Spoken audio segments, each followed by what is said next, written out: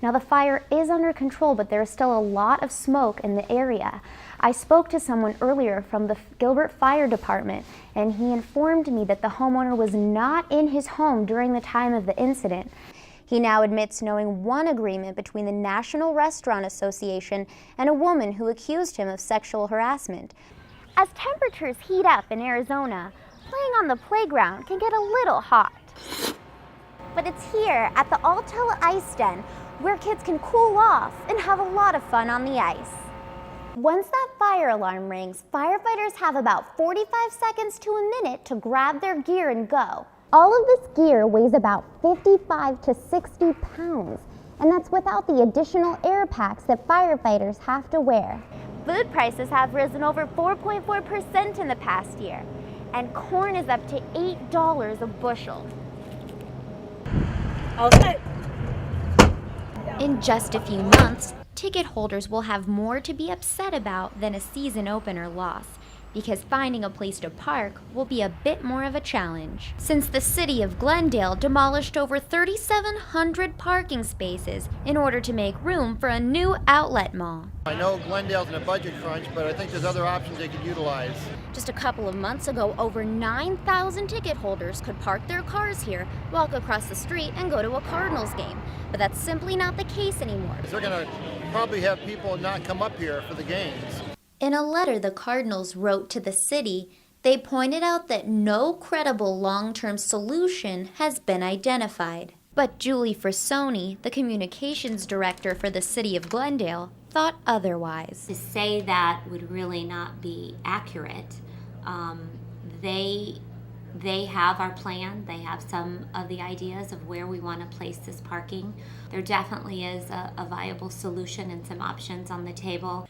The Cardinals' chief operating officer, Ron Miniger, said that we're disappointed that the city has put us in this position and are asking for a detailed plan that demonstrates exactly how it will provide the required parking. We hope that an acceptable resolution can be worked out before it adversely affects our fans. We realize we're contractually obligated to provide this. It's an obligation.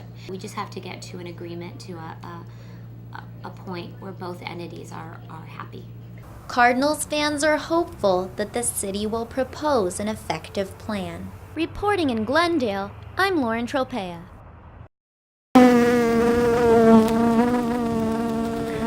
You wouldn't think beekeeping would be a hobby, but Marta and Howard Herbert do just that. It's very rewarding. It's fun, and we've taught our grandchildren and our children, a lot about the bees. The Herberts have been harvesting honey for almost 5 years. For me, it's very relaxing, despite the potential threat. They started with one hive and ended up with 26. Once you get your first hive, you can't just have one, you have to have more. I always want more honey. The couple have a wood shop in their garage, so they can produce honeycombs full of nutrients. We make all our own equipment, so and that way we can control the quality and the types of wood we use. Anybody can be a beekeeper, but one thing you have to learn is that bees do pick up on your mood. There are over 30,000 bees in these honey houses. The Herberts told me that bees can sense your energy.